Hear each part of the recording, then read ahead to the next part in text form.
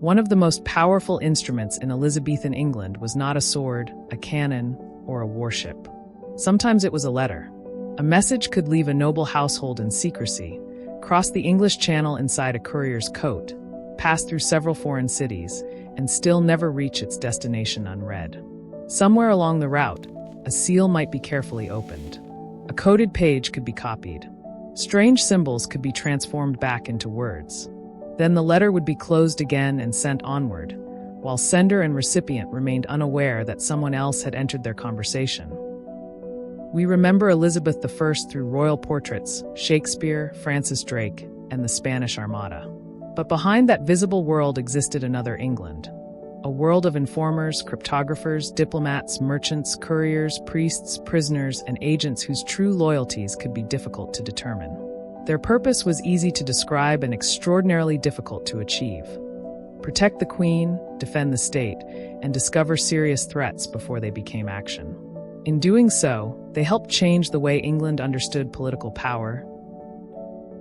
When Elizabeth Tudor became queen in November 1558, she inherited a crown but not a secure kingdom. Later generations would describe her reign as a golden age of famous sailors, theater, naval victories, and expanding national confidence. None of that seemed inevitable when the 25-year-old Elizabeth first took the throne. England had passed through years of dramatic religious change. Henry VIII had broken with Rome. Edward VI had moved the kingdom further toward Protestant reform. Mary I had restored Catholic worship and imposed severe measures against Protestant opponents. Elizabeth inherited a population tired of upheaval, divided over religion, uncertain about the royal succession, and surrounded by larger European powers. She was unmarried. She had no child. There was no obvious Protestant successor capable of guaranteeing continuity. Every royal illness, diplomatic crisis, and conspiracy therefore raised the same question. What would happen if Elizabeth were suddenly gone? That question led directly to Mary Stuart, Queen of Scots. Mary was Catholic, royal, and descended from Henry VII. To many Catholics in England and abroad, she possessed a powerful dynastic claim to the English throne. Some also regarded Elizabeth as illegitimate because Catholic authorities had never accepted Henry VIII's marriage to Anne Boleyn. Mary therefore represented more than a personal rival. She represented a possible alternative monarchy. After political upheaval forced her from Scotland in 1568, Mary crossed into England hoping Elizabeth might help restore her position. Instead, she remained under English custody. From then on, many major Catholic conspiracies against Elizabeth could imagine Mary somewhere near their center. She did not originate every scheme, but her existence gave political opponents something essential: another candidate for the throne. The danger became clearer in 1569 during the Rising of the North, when northern nobles challenged Elizabeth's government. The rising failed, yet it demonstrated that religion, aristocratic grievance, and dynastic politics could combine in dangerous ways.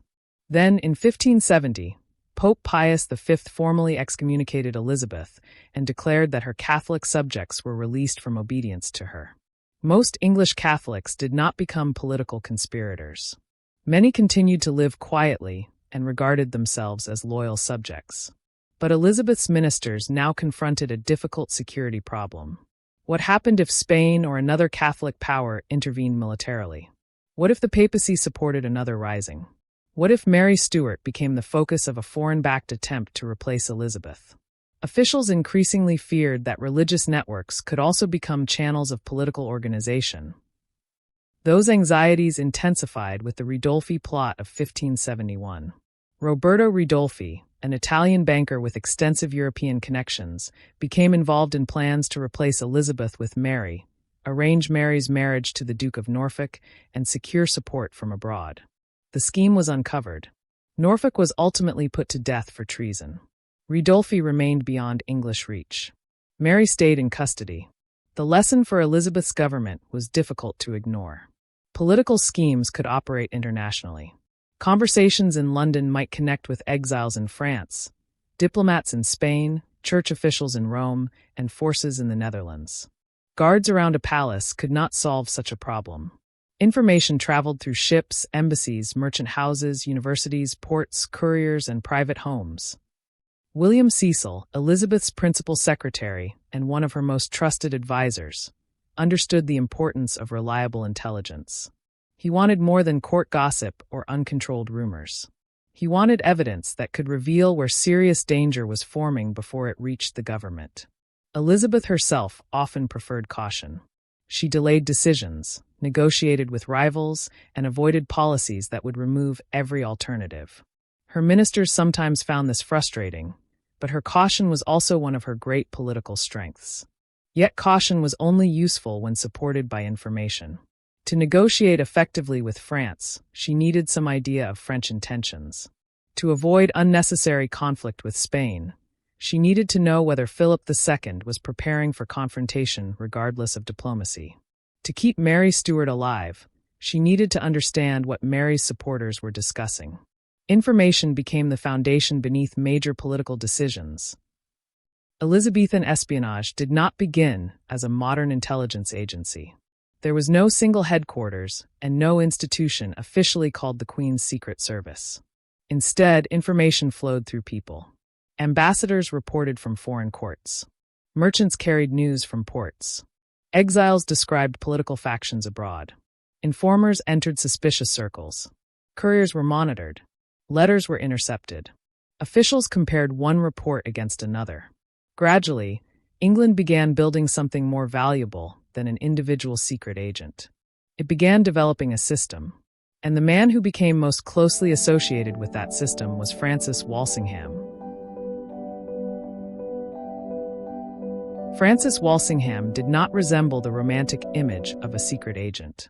In surviving portraits, he usually appears dressed almost entirely in black, with a restrained expression and the severe appearance of a man who expected bad news before good. Yet his career became inseparable from encrypted correspondence, double agents, intercepted messages, overseas informants, and conspiracies surrounding Elizabeth's government. Walsingham was born into a prosperous English family in the early 1530s and studied at Cambridge, where Protestant ideas had gained significant influence. During the reign of Mary I, he spent part of his life abroad, as did many English Protestants who considered the political and religious environment at home unsafe. Those years overseas provided something that formal education alone could not: connections. English Protestant refugees moved through Basel, Frankfurt, Geneva, Padua, and other European centers. They encountered printers, merchants, ministers, scholars, diplomats, and travelers. They learned languages, roads, trading routes, and the ways information crossed political borders. After Elizabeth came to the throne, these scattered networks became useful to the new Protestant government. Walsingham returned to England and entered the political circle surrounding William Cecil. By the late 1560s, he was already gathering information about English political activity on the continent. In 1570, he was appointed ambassador to France. Diplomacy itself demanded intelligence work. An ambassador represented the Queen publicly, but he also watched the political environment around him. Which noble was gaining influence? Which marriage alliance was being discussed? Which foreign representatives were arriving? Were military preparations changing? What did ministers announce publicly, and what did influential people seem to believe privately? Walsingham's embassy became both a diplomatic mission and an information center. Then came August 1572 and the St. Bartholomew's Day massacre, one of the most serious episodes of religious conflict in 16th century France. The crisis began in Paris following an attempt on the life of the Protestant leader Admiral Gaspard de Coligny and expanded into widespread attacks on Huguenots. The unrest spread beyond the capital, and the human losses were severe. The exact number remains debated among historians. Walsingham experienced the crisis from Paris, and his residents sheltered Protestants looking for safety. The events appear to have reinforced beliefs he already held about the potential consequences of religious and political instability. It would be too simple to claim that Paris created his entire worldview. Walsingham was already a committed Protestant and already deeply suspicious of hostile Catholic political powers. But the events gave those fears a powerful practical dimension. He had witnessed diplomatic assurances collapse. He had seen political uncertainty become a widespread security crisis with extraordinary speed. When Walsingham returned to England, That experience traveled with him. In 1573, Elizabeth appointed him principal secretary. The title sounds administrative, yet the office placed Walsingham at the center of foreign policy and royal government. Diplomatic reports crossed his desk. Ambassadors corresponded with him. Overseas agents sent messages. Reports from investigations reached the council. Couriers delivered packets from across Europe. This gave Walsingham an important advantage. He did not have to depend on one person's account. A report from France could be compared with a merchant's observation from Antwerp, a letter intercepted in England, and the dispatch of an ambassador serving somewhere else. Connecting fragments became one of his defining skills. Espionage is not simply about possessing secrets. A secret without context may be almost useless. News that Spain was preparing ships mattered only if it could be compared with evidence about soldiers, supplies, money, ports, and royal instructions. Walsingham searched for patterns. He cultivated contacts in foreign cities, funded agents, employed specialists, and relied on personal connections capable of reaching circles openly hostile to Elizabeth's government. The system was far from perfect. Agents exaggerated. Some wanted money. Some served several masters. Messages took days or weeks to arrive. Reports contradicted each other. Deliberately misleading information circulated alongside genuine news. A source considered dependable in 1 month might be compromised by the next. Walsingham therefore understood a difficult principle of intelligence work. Personal loyalty mattered, but access could matter even more. Someone of uncertain character inside an important network might still provide valuable information. A suspected hostile agent might occasionally reveal more while being watched than if removed immediately. Rather than closing every suspicious channel at once, Walsingham could follow it. Who contacted this person? Where did the correspondence travel? Who supplied the money? Which names repeatedly appeared? One individual might eventually reveal an entire network. Walsingham did not invent political espionage. Venice, Spain, France, and the Italian states had long traditions of secret correspondence and information gathering. His significance came partly from the extent to which intelligence became integrated into ordinary government. For Walsingham, information was not a tool reserved for moments of exceptional crisis. It was continuous. England was smaller and financially weaker than several of the powers it feared. It could not always compete in armies, resources, or territory. But information offered another kind of advantage. If the government could understand what a rival intended before that rival acted, knowledge itself could become a form of defense. The history of Elizabethan intelligence becomes clearer once we stop looking only at monarchs and famous ministers. Walsingham's network depended on people who rarely appear in royal portraits and almost never receive monuments. They included secretaries, translators, merchants, sailors, servants, scholars, priests, refugees, messengers, clerks, political adventurers, and people whose motives were difficult even for their employers to judge. The Elizabethans sometimes used the term intelligencer for someone who collected useful political information. It was an appropriate word because not every intelligencer behaved like the modern stereotype of a spy. A merchant in Antwerp did not need to steal a document to be useful. He might simply report the arrival of soldiers, the movement of ships, or unusual purchasing activity. A trader in Italy might hear that governments were raising new loans. A sailor might notice how many vessels were being supplied in a harbor. A servant in a great household might know who visited privately.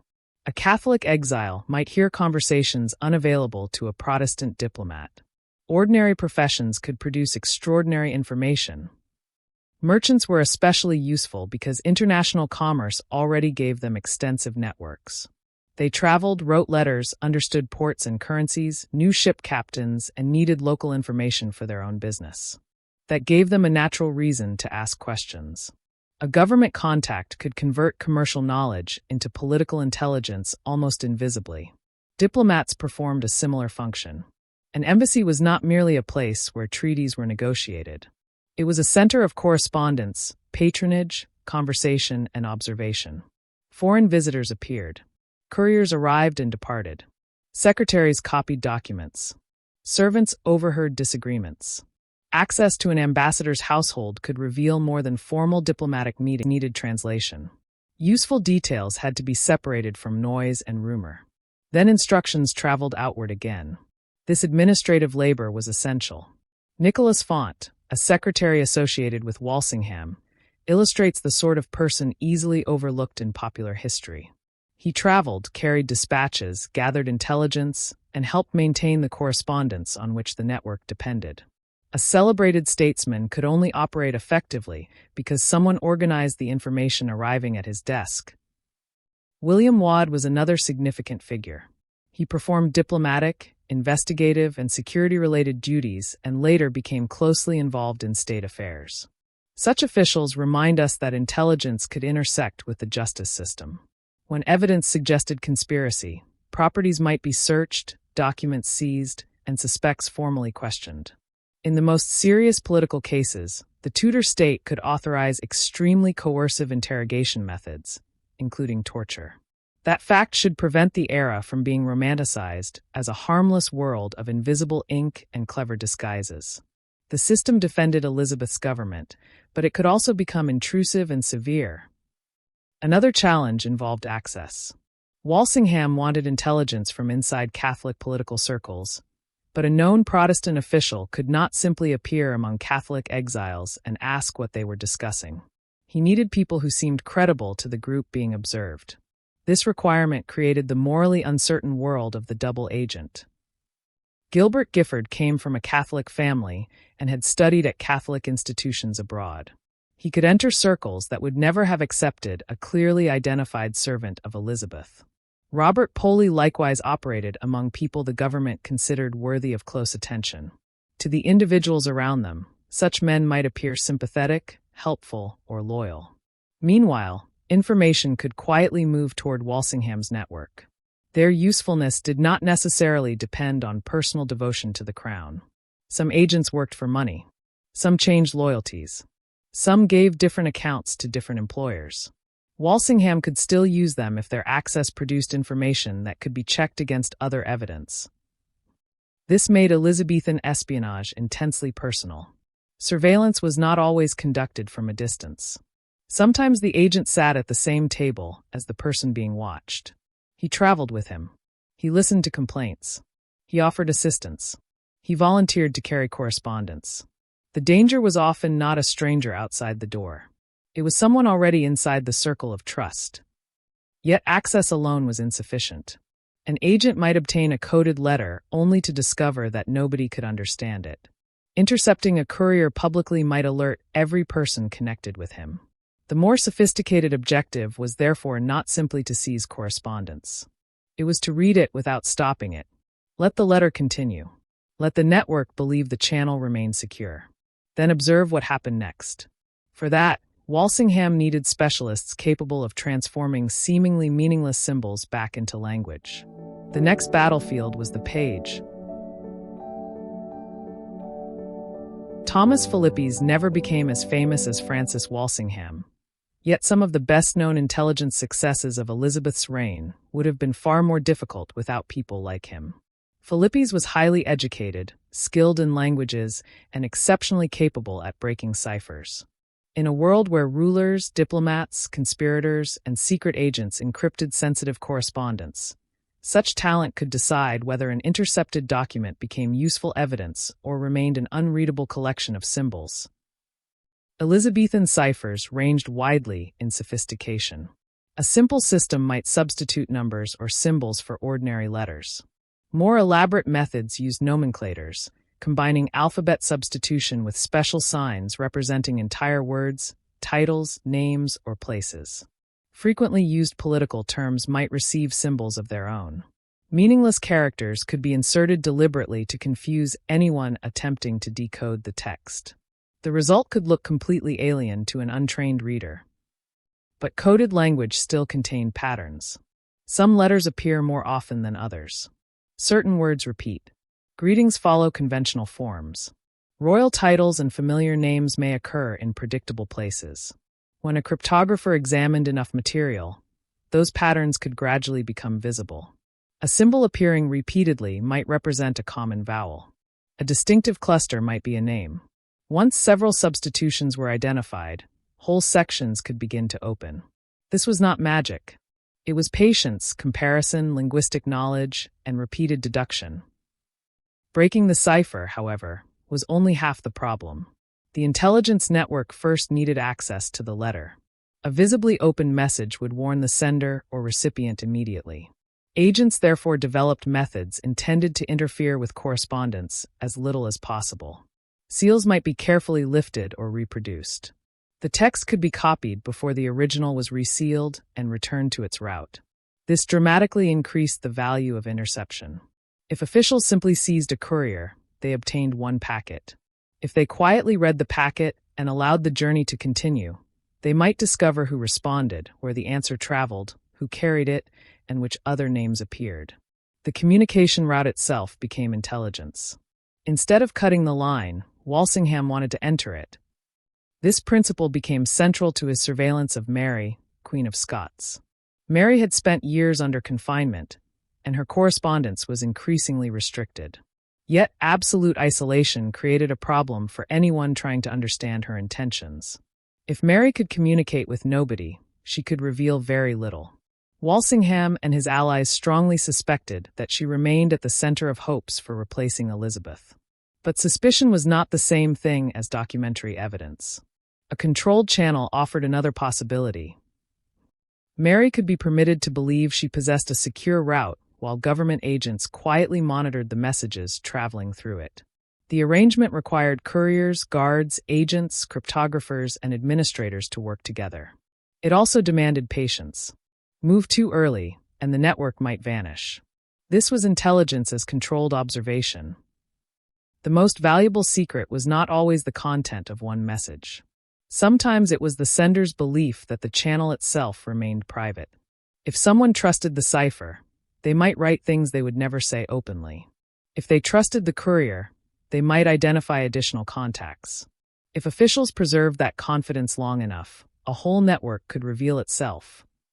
This transformed Walsingham's operation from a loose collection of informants into something approaching an analytical system. Public statements, private correspondence, reports from agents, and diplomatic observations could all be compared. The system was still vulnerable.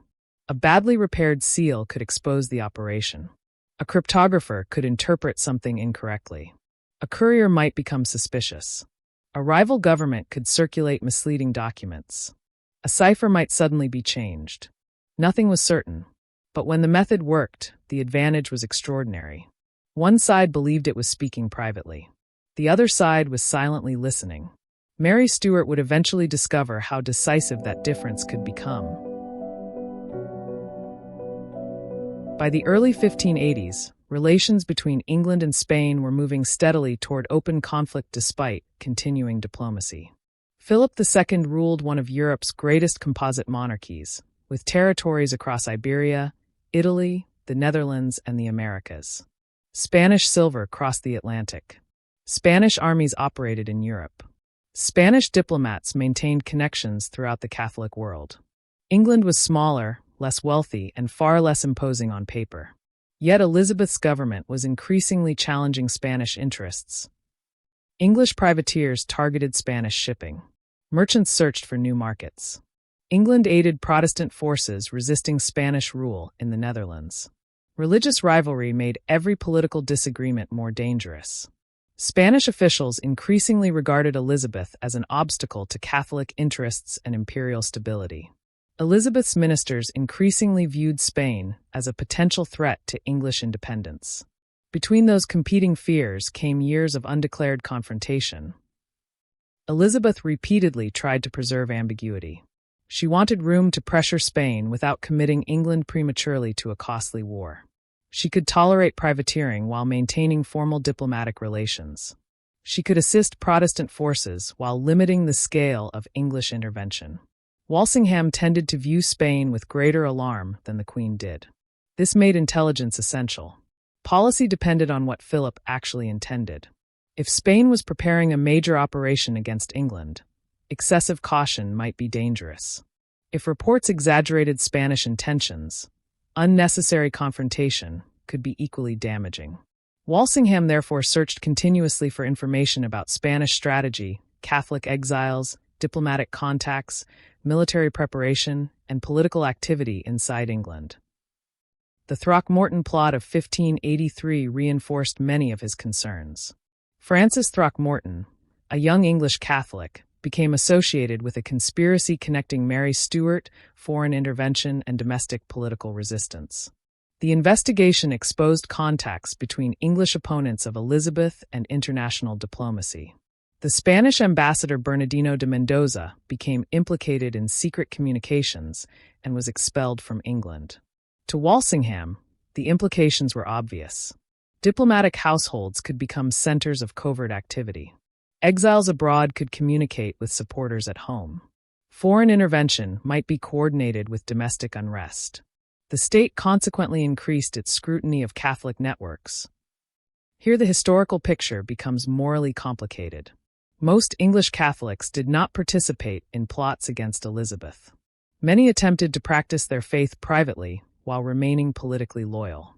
Government officials, however, increasingly interpreted missionary activity and clandestine Catholic networks through the lens of national security.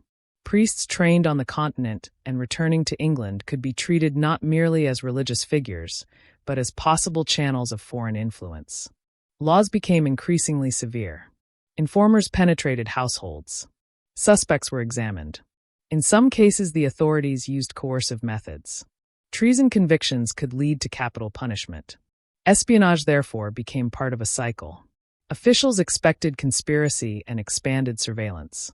Surveillance sometimes uncovered real conspiratorial activity. Those discoveries then appeared to justify still more surveillance. Catholics who experienced repression could become further alienated, while foreign Catholic governments portrayed Elizabeth's administration as hostile to their religion. Each side saw confirmation of its existing fears. At the center of the entire problem remained Mary Stuart. Releasing her might allow foreign opponents to make her the focus of intervention. Sending her abroad could place her directly within the political networks England feared. Keeping her confined meant she remained available as a potential alternative to Elizabeth. Removing her permanently posed a different problem. Mary was an anointed queen. Elizabeth understood the precedent involved in allowing one monarch to be condemned through a legal process sanctioned by another. Walsingham approached the issue primarily as a security question. He believed Mary remained the central figure connecting repeated conspiracies. What he needed was more than suspicion. He needed written evidence showing that Mary had knowingly supported a direct threat against Elizabeth. By 1585, Mary's communications had become extremely restricted under Sir Amias Powlett. On the surface, greater isolation made her less politically active. For an intelligence operation, however, silence created blindness. The solution was ingenious. Allow Mary to believe she had discovered a secret channel. Gilbert Giffard, whose Catholic background gave him credibility with Mary's supporters, became central to the arrangement. Correspondence was smuggled through a route associated with deliveries of beer barrels. Mary believed she had escaped the government's communication restrictions. In reality, Walsingham's network had entered the route. Important messages could be intercepted, copied, deciphered by Philippes, and then permitted to continue. Mary believed she was writing privately. The government was observing both sides. The operation that would define Walsingham's reputation had begun. A double agent survives through trust. He must appear useful to one group while quietly serving another. He can tell the truth, but rarely the entire truth. He may deceive, but the deception must remain consistent with what the people around him already believe. Gilbert Giffard operated in precisely this uncertain world. Born into a Catholic family and educated within Catholic institutions on the continent, he had the credentials necessary to move among English Catholic exiles without immediately appearing connected to Elizabeth's government. To Walsingham, this access was invaluable. Giffard could enter rooms where an identified royal agent would never be welcomed. He could carry letters. He could introduce people. Above all, he could help persuade Mary Stuart and her supporters that their secret correspondence route remained safe. Other government informers worked in similarly ambiguous circumstances. Robert Poley moved near Catholic circles, and people later associated with Anthony Babington. These agents illustrate how intimate Tudor espionage could be. The government's observer might be the man sitting beside someone at dinner. He might listen to grievances. He might travel with the target. He might offer assistance. He might volunteer to deliver a message. In 1586, Anthony Babington became involved in a conspiracy with enormous consequences. Babington was a wealthy young Catholic gentleman with important social connections. He and his associates became drawn into a wider plan involving the priest John Ballard, overseas military assistance, the release of Mary, and a direct attempt to remove Elizabeth from power. The conspiracy itself was real. That matters because some later retellings imply that Walsingham simply invented the entire affair. The surviving evidence does not support such a straightforward interpretation. Members of Babington's circle genuinely discussed direct action against Elizabeth. But because the government had penetrated their correspondence so thoroughly, a different question remains. How much did Walsingham simply observe, and how far did the controlled communication network influence the way the plot developed? This is an enduring problem in counterintelligence. If officials intervene at the first sign of a threat, they may stop the immediate danger, but lose the opportunity to identify everyone involved. If they continue watching, they may learn much more. Yet continuing to observe also means allowing dangerous plans to develop further. Walsingham chose patience. Babington wrote to Mary. His letter outlined proposals involving her release, foreign military intervention, an uprising, and action against Elizabeth. The letter was encrypted. That provided little protection. It passed through the compromised communication route and eventually reached Walsingham's specialists. Thomas Philippes deciphered it. The government then waited for Mary's reply. This was the decisive moment.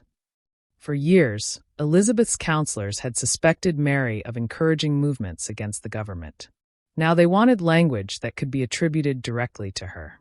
Mary dictated her answer in July 1586. She discussed the proposed rising, foreign assistance, preparations surrounding her own release, and the proposed action connected with Babington's plan. Historians continue to debate aspects of the correspondence, its transmission, and exactly how certain passages should be interpreted. The government nevertheless regarded the reply as the evidence it had long been seeking. Philippes recognized its significance immediately.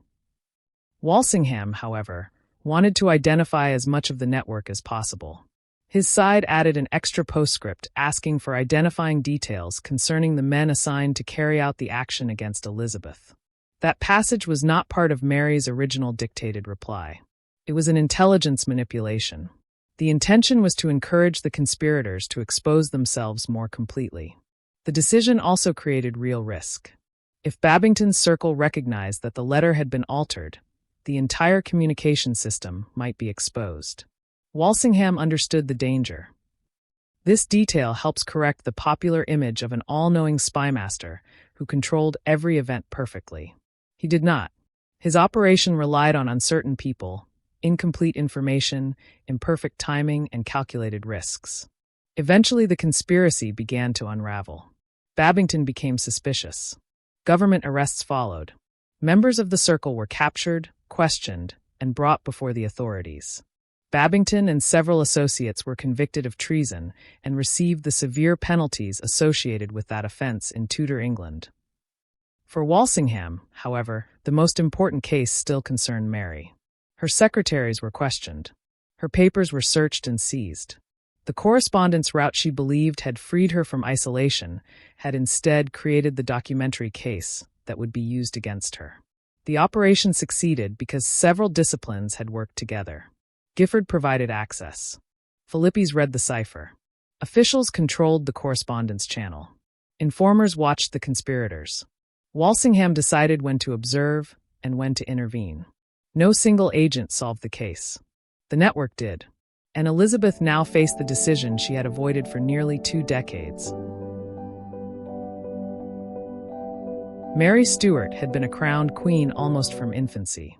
She had ruled Scotland, lived at the French court, married a king of France, and spent years in an aristocratic culture that taught monarchs that their authority came through inheritance, law, and divine sanction. Now she stood accused of supporting a conspiracy directed against another sovereign. The constitutional and political problem was extraordinary, Mary argued that she was an independent foreign queen and that Elizabeth's government had no legitimate authority to try her. Elizabeth's counselors argued that royal status could not provide immunity to someone involved in action against the English monarch while residing within England.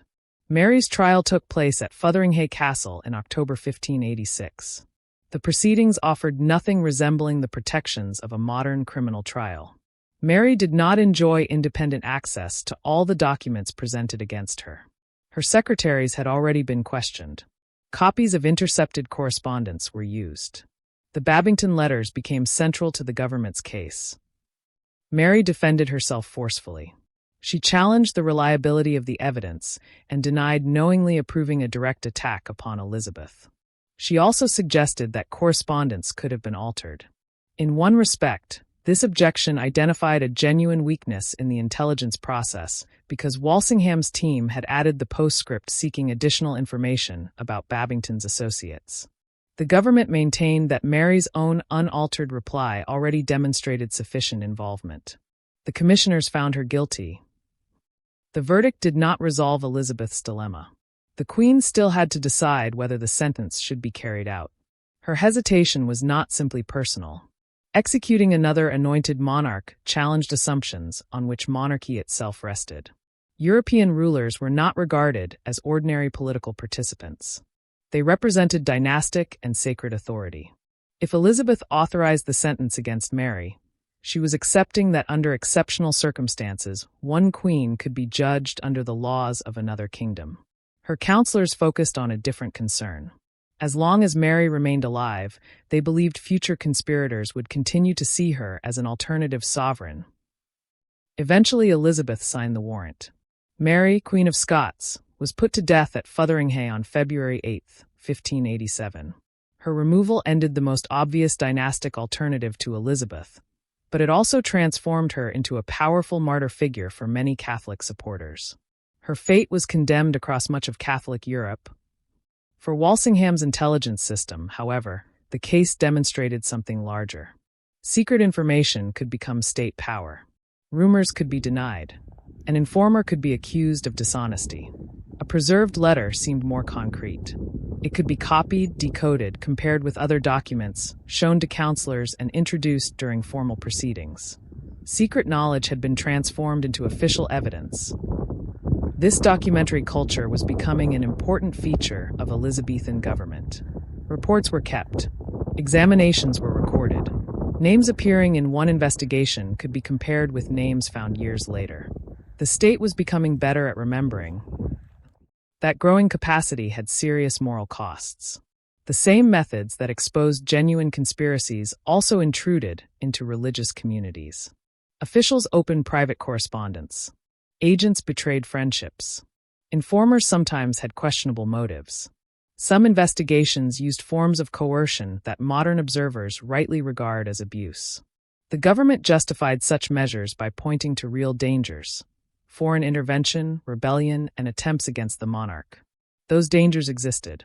But real danger did not mean everyone placed under suspicion was guilty. The Babington case also raised a question that remains relevant to intelligence operations today. When a government controls a suspect's communications, is it simply observing events? Or can its intervention begin to shape them?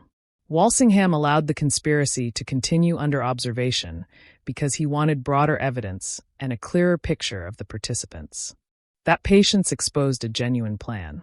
But it also blurred the line between prevention and manipulation. Mary's removal did not resolve England's greatest foreign concern. Spain remained powerful. Philip II was preparing an operation far larger than the schemes of a handful of English gentlemen. Across Spanish and Portuguese ports, ships, provisions, money, and manpower were being assembled. Walsingham now needed his information network to solve a very different problem. He was no longer trying to discover what one prisoner was writing inside England. He needed to understand what one of Europe's greatest monarchies was preparing hundreds of miles away. The Spanish Armada did not suddenly appear off the English coast in 1588 as a complete surprise. For years, Elizabeth's government had received reports suggesting that Philip II was preparing a major military expedition. The challenge was not establishing that relations with Spain had become hostile. The difficult questions were about scale, timing, route, and purpose. How many ships were being assembled? How many troops would accompany them? Which ports were supplying the fleet? Would the force approach England directly? Or would it support the Duke of Parma's army in the Low Countries before attempting a channel crossing? When would preparations be complete? Could English action delay them? Walsingham's agents attempted to answer those questions through contacts spread across Europe. One particularly useful figure was Anthony Standen. Standen was an English Catholic who had spent many years abroad and moved within Italian and Spanish-connected political circles. His background gave him access an obvious servant of Elizabeth might have struggled to obtain. Through contacts associated with Tuscan diplomatic networks and other circles, he sent reports concerning Spanish military preparations. The surviving evidence reveals a form of intelligence work less dramatic than popular fiction, but often more useful. Standen did not enter Philip's palace and steal a single document containing the entire Spanish plan. He traveled. He listened. He cultivated relationships. He assembled pieces of information from people connected to diplomats, officials, military activity, and commercial networks. Then he reported what he could learn. Walsingham compared those reports with information arriving from elsewhere. This mattered because preparing an armada on such a scale was extremely difficult to conceal. Ships required rope, timber, sails, food, water, weapons, ammunition, crews, money, and enormous administrative coordination. Orders had to be written. Goods had to be purchased. Vessels concentrated in ports. Merchants noticed unusual demand. Sailors talked. Diplomats asked questions. Even if Philip kept his final strategy closely guarded, the physical process of preparation produced evidence visible to large numbers of people. The problem was determining which observations were reliable. One source might report 50 vessels in a harbor, while another counted fewer. A ship described as ready could still lack crew or provisions. A political decision could change after a dispatch had already begun its journey to London. Weather could postpone sailing. Illness could reduce military strength. Money could arrive late. 16th century information traveled slowly. A letter from Spain could take many days, sometimes weeks, to reach London. By the time Elizabeth's counselors read it, circumstances might already have changed. Intelligence reduced uncertainty. It did not abolish it. Even so, England received strategic warning. The government knew that Spain was assembling a major force. English preparations therefore began before the Armada entered the Channel. Ships were prepared. Defensive arrangements were reviewed. Coastal warning networks were organized.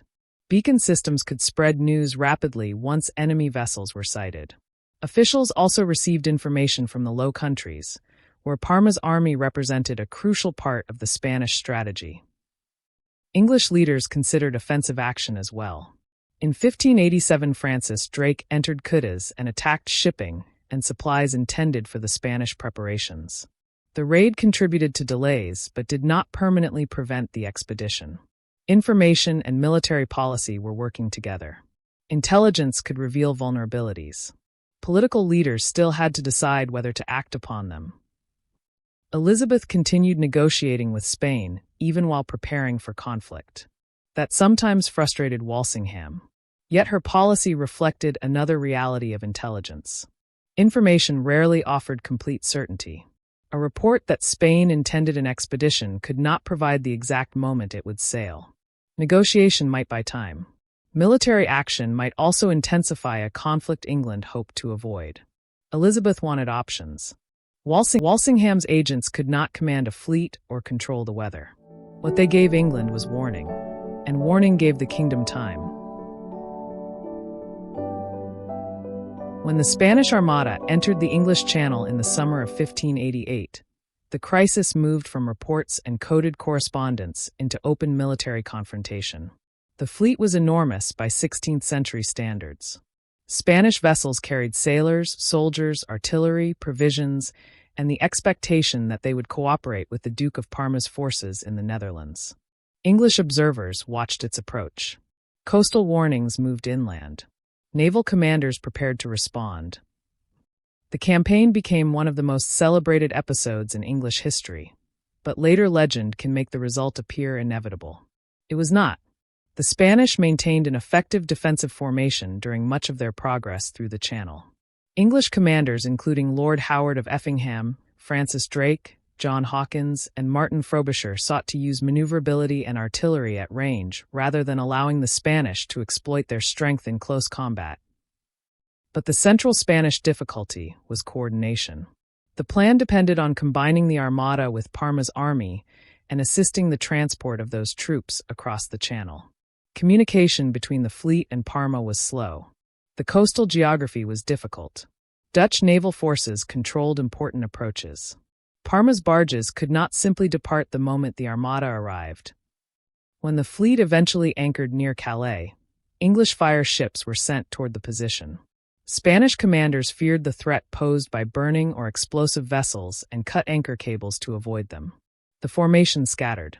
At the Battle of Gravelines, English gunfire further disrupted Spanish efforts to restore the original plan.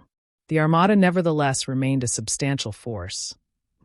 Unable to continue with the planned Channel operation, it moved northward into the North Sea and attempted to return home around Scotland and Ireland. The return voyage proved disastrous. Damaged ships encountered difficult weather. Crews faced severe shortages and illness. Navigation near unfamiliar coastlines was hazardous. A number of vessels were lost around Ireland, and the overall human cost of the expedition was considerable. England survived the invasion threat. Elizabeth's government quickly transformed that survival into a powerful national narrative. Protestant writers interpreted the result as evidence of divine favor. Medals and imagery celebrated providential wins.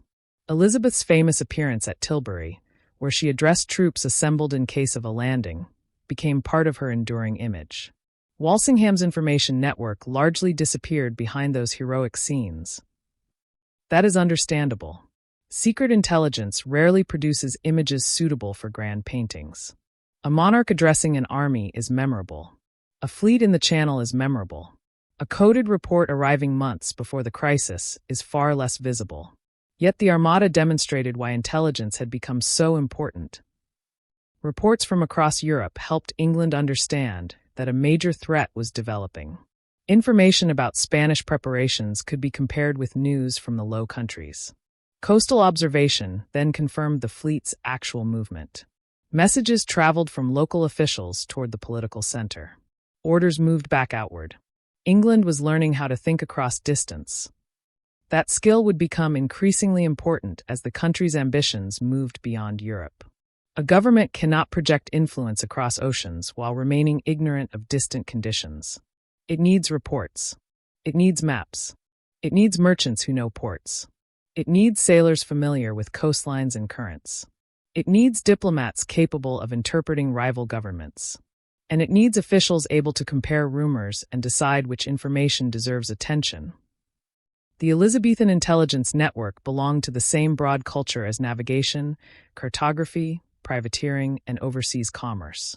These activities were not controlled by a single secret organization, but they often depended on overlapping human networks. A merchant might provide commercial intelligence one day and politically useful information the next. A sailor might return with geographical observations useful to both traders and commanders. A diplomat could discuss alliances while also reporting the condition of a foreign fleet. Knowledge moved between categories because war, trade, religion, diplomacy, and exploration constantly overlapped. This broader context is also why John Dee matters. Dee was a mathematician, scholar, navigator, advisor, astrologer, and extraordinary collector of books and maps. Popular culture sometimes describes him as an Elizabethan secret agent associated with the number 007. The evidence for that dramatic interpretation is weak. His documented importance lies elsewhere.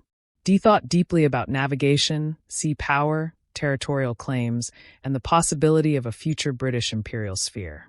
His writings imagined a monarchy whose strength depended increasingly upon the sea.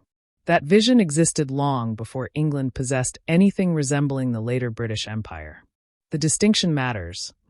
Elizabeth's reign produced ambitions much larger than the country's practical ability to sustain them.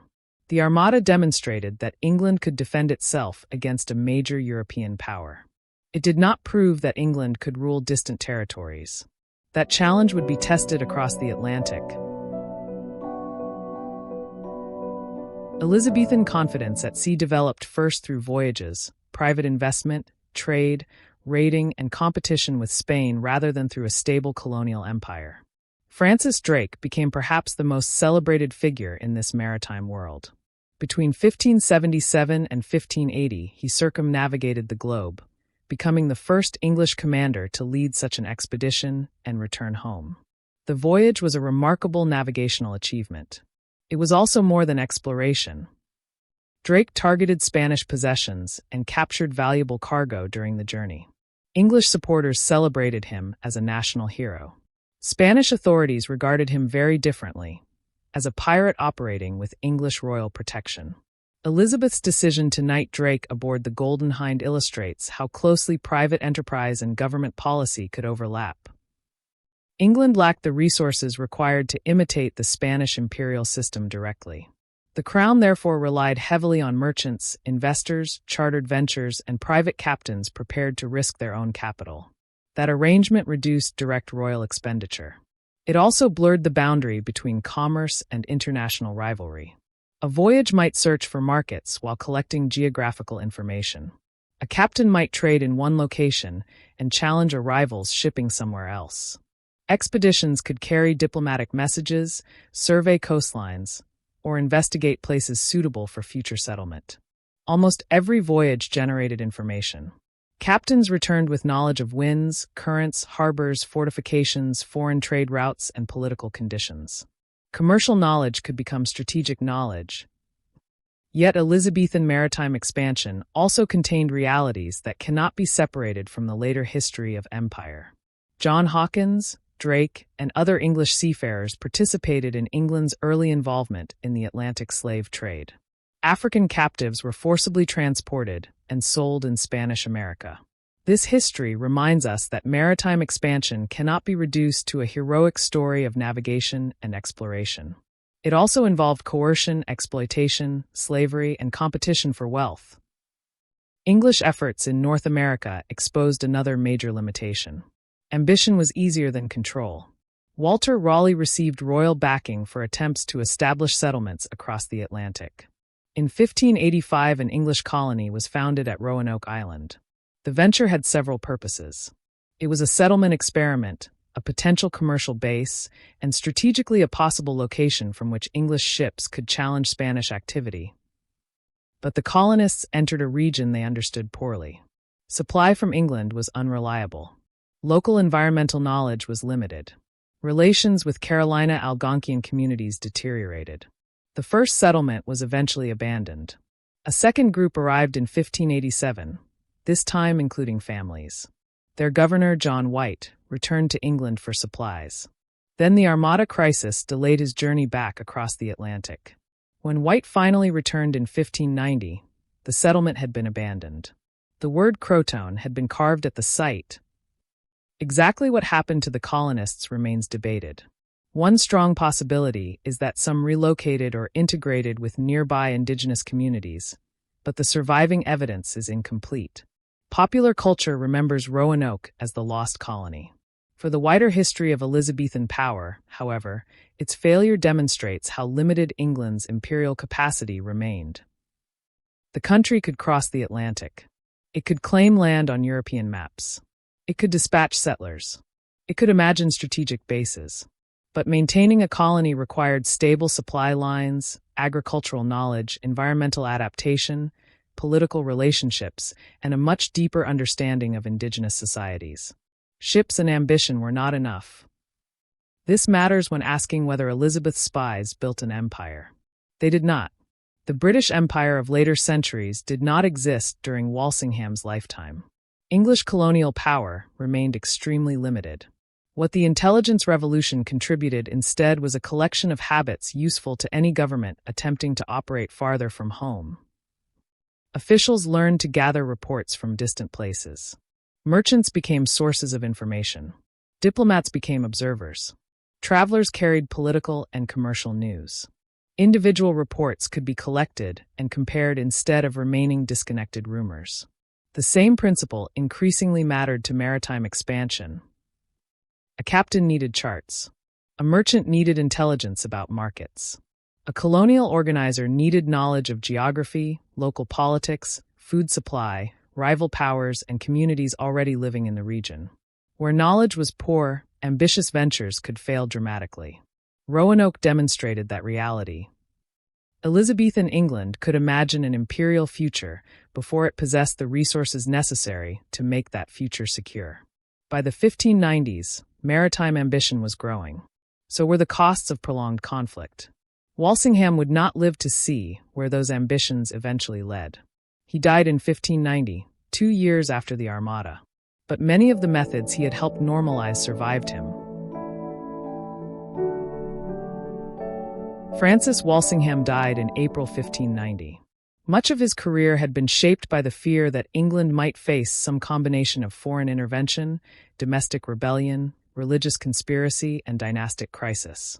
By the time of his death, Mary Stuart was gone and the Armada expedition had failed.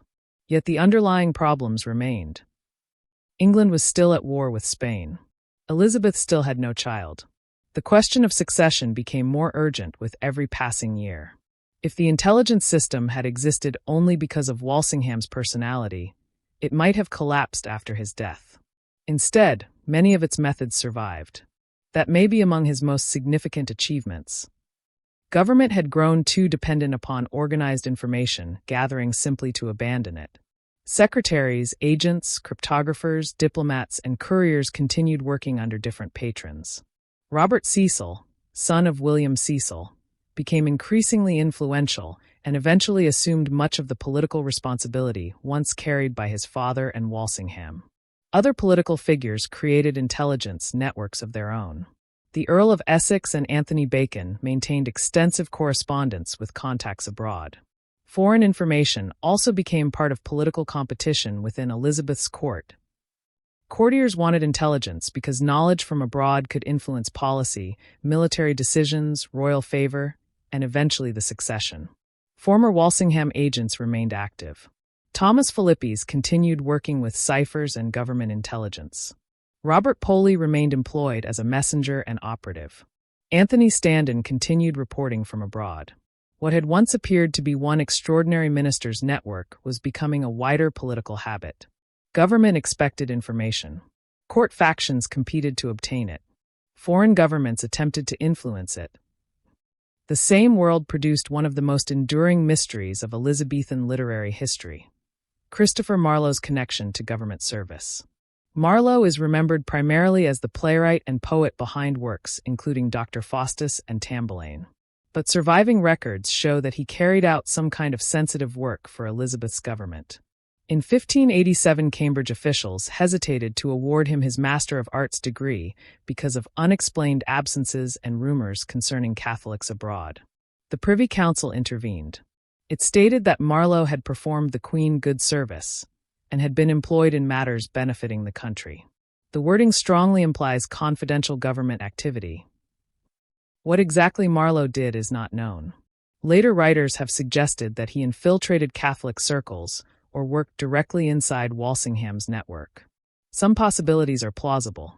The surviving evidence does not establish the most dramatic versions. The responsible conclusion is more limited. Marlowe appears to have carried out sensitive government service, while the precise nature of that work remains uncertain. This is one of the persistent problems of intelligence history. Secret operations often leave incomplete archives. Instructions may have been verbal. Names could be concealed. Documents might be destroyed. Accounts could use deliberately vague language. Later storytellers then fill empty spaces with speculation. But absence of evidence cannot automatically be converted into evidence of an exceptionally secret operation. Sometimes the correct historical answer is simply that we do not know. The same caution applies to John Dee and claims that he should be regarded as a Tudor equivalent of a fictional modern secret agent. Dee certainly used distinctive symbolic signatures. He certainly advised Elizabeth's government on navigation, geography, calendars, territorial claims, and related subjects. but transforming him into Elizabeth 007 goes further than the surviving evidence comfortably allows. The documented intelligence system is fascinating without mythology. Its real significance lay partly in continuity. Walsingham demonstrated how intercepted correspondence, cryptography, informers, overseas agents, double agents, and analytical comparison could be integrated into government. After his death, the problems addressed by those techniques remained. England still needed to understand Spain. It needed information from France, Scotland, Ireland, the Netherlands, and elsewhere. Officials still feared conspiracies. Commercial and maritime ambitions created additional demands for news from abroad. And as Elizabeth aged, information surrounding the succession became more important than ever. Confidential political communication eventually helped prepare the way for James VI of Scotland to succeed Elizabeth as James I of England in 1603. Meanwhile, another development pointed toward England's growing overseas ambitions. On the final day of 1600, Elizabeth granted a charter to the group of merchants that became the East India Company. At first, it was a commercial organization seeking access to Asian trade. It was not founded as a blueprint for conquering India. Walsingham had been gone for a decade. Yet the company operated according to a principle that would have seemed familiar to him. Distance required information. Merchants needed reports about ports, rulers, markets, rival companies, shipping conditions, and political alliances. Ships carried correspondence both outward and homeward. Decisions in London increasingly depended upon knowledge gathered thousands of miles away.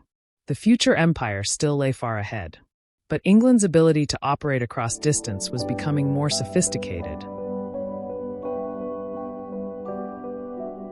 To say that Francis Walsingham and his agents built the British Empire would be memorable. It would also be misleading. The empire associated with later centuries did not yet exist. Roanoke had failed. English merchants were only beginning to establish more permanent organizations for long-distance trade.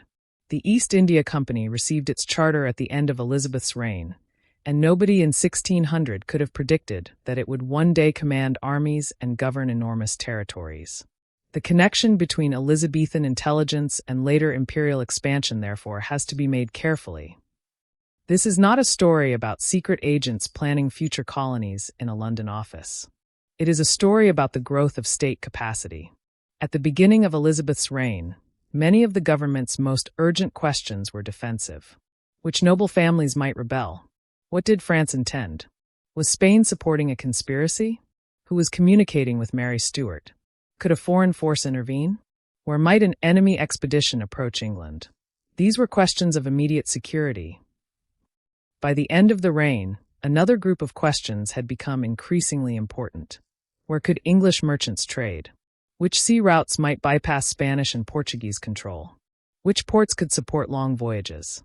What lands might English adventurers claim? How could the country protect increasingly distant shipping? How could merchants obtain reliable information about foreign rulers and markets? England's political imagination was gradually turning outward. Intelligence did not cause that transformation.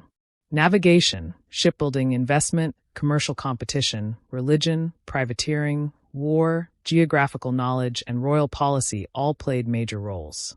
But intelligence fitted naturally into the change. Distance makes information more valuable. A government that learns about events only after they reach its own borders is permanently reacting. A government with reliable contacts abroad can sometimes respond earlier. Walsingham's network demonstrated that England could cultivate overseas sources, make use of merchants and exiles, penetrate confidential communications, employ skilled cryptographers, compare multiple reports, and connect information with diplomatic and military policy. These were not yet the institutions of a later colonial empire. They were methods that an outward-looking state would repeatedly require. Consider the problem from London. A ruler cannot personally stand in Madrid, Paris, Antwerp, Dublin, Constantinople, the Caribbean, and the Atlantic at once. Power exercised over distance depends on representatives. Representatives send reports. Others attempt to verify them. Maps are drawn. Letters are copied. Rumors are assessed. Decisions are made using information that may already be weeks or months old. The farther political and commercial influence travels, the more dependent it becomes on knowledge collected far from the center. Later English and British systems would apply this principle on a scale Walsingham could never have imagined. Trading companies maintained correspondence networks. Governors sent reports. Military officers gathered local intelligence. Surveyors mapped territories. Merchants described resources and political conditions. Officials accumulated information about populations over whom they sought greater influence. Knowledge and power increasingly reinforced one another. Yet that knowledge was never neutral. Mapping could support territorial expansion. Studying local political divisions could assist intervention. Commercial intelligence could reinforce monopolies. Information could protect trade while also increasing the capacity to exercise coercive control. The same moral tension was already present in Elizabethan espionage. Walsingham's agents helped reveal genuine conspiracies against the Queen. They also opened private correspondence, infiltrated friendships, and operated within a system associated with religious persecution and coercive state practices. Information can protect a state. It can also increase the state's ability to monitor and control people. That double edge became even more significant during later imperial expansion. Elizabethan maritime activity already suggested the contradictions. English voyages produced exploration, navigation, and geographical knowledge. They also included privateering, slavery, coercive trade, and European claims over territories inhabited by indigenous peoples. Later British imperial expansion enlarged those contradictions dramatically. It created global trade and migration networks while also producing conquest, exploitation, displacement, coercive rule, and racial hierarchies. Those later developments cannot simply be attributed to Walsingham. He neither planned nor foresaw them. His central concern was the security of Elizabeth's Protestant monarchy within a dangerous European political environment. Yet his career helped strengthen an idea that survived him. Information could be organized into power. A state could learn to see beyond its borders. It could collect distant knowledge, centralize it, compare competing reports, and use the results to make decisions. Walsingham's most important contribution was therefore not the creation of a modern secret service. It was helping make intelligence an ordinary instrument of government. Thomas Philippes demonstrated how encrypted correspondence could be read. Gilbert Gifford demonstrated how communication networks could be penetrated. Anthony Standen showed how overseas contacts could provide strategic warning. Merchants, diplomats, sailors, couriers, clerks, and unnamed informers showed that useful knowledge could come from almost anywhere. Their work rarely became visible. That was partly the point. Armies and fleets announced themselves. Intelligence operates earlier. By the time the Armada appeared, England had already spent years observing Spanish preparations.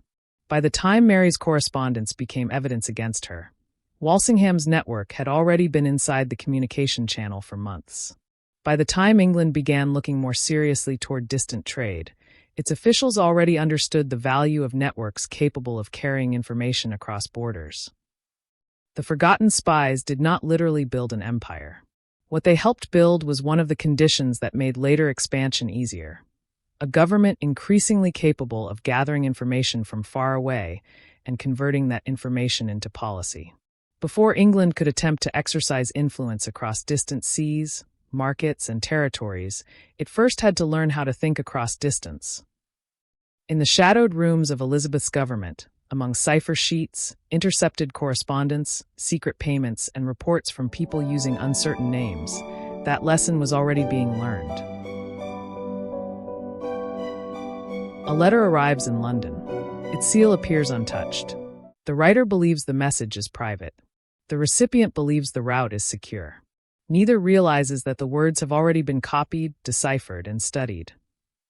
That was the quiet power of Elizabethan intelligence. Its most important successes were rarely visible to the public. They survive instead in cipher alphabets, diplomatic reports, intercepted correspondence, secret payments, and forgotten names preserved deep inside archives. Walsingham and his agents did not create the British Empire, but they helped teach the English state a lesson that every government operating across great distances would eventually have to understand.